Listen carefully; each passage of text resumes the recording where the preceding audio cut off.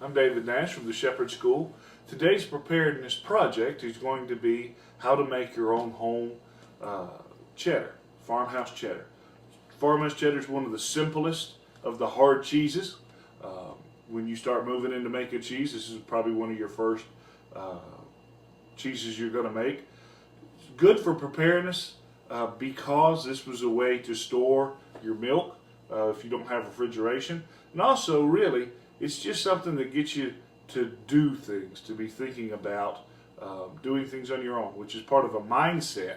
And from us at the Shepherd School, you'll know that we're a lot more into mindset than any kind of special tricks or magic.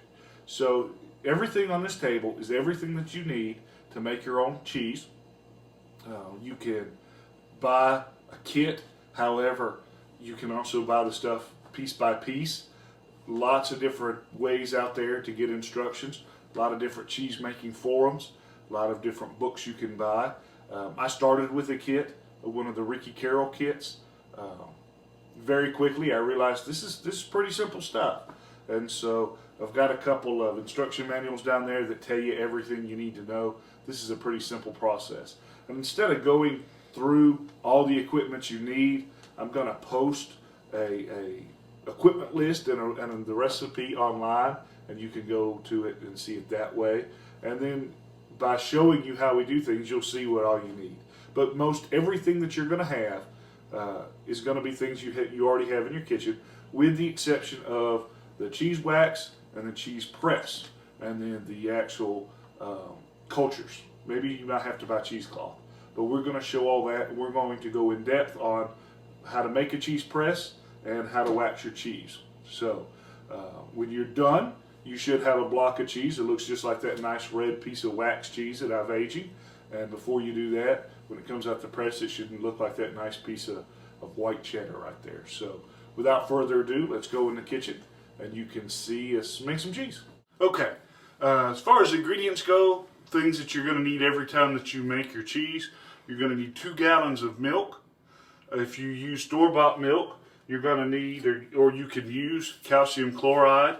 That helps with helping to form the curd, or to make a strong curd. You can either buy crystals or you can buy liquid.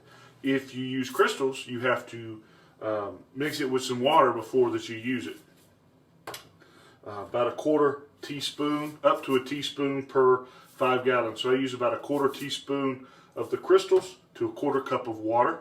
You're also going to need some rennet tablets, which is a half tablet of rennet. You also need to use a 1/4 cup of water and dilute that. And then you're going to need 2 gallons of milk and some cheesecloth. Now, I don't use tap water when I make the liquids because I don't want the chlorine, so I use just regular distilled water.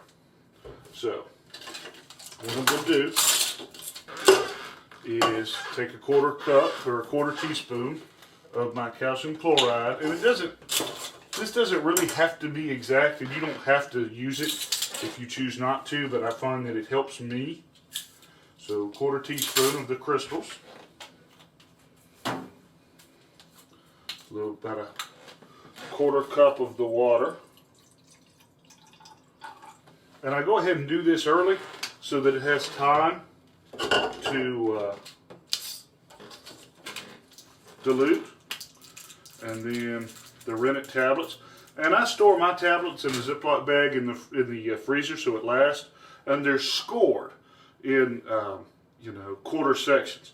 So I just break that in half, throw that in the other measuring jar with another 1/4 cup of water.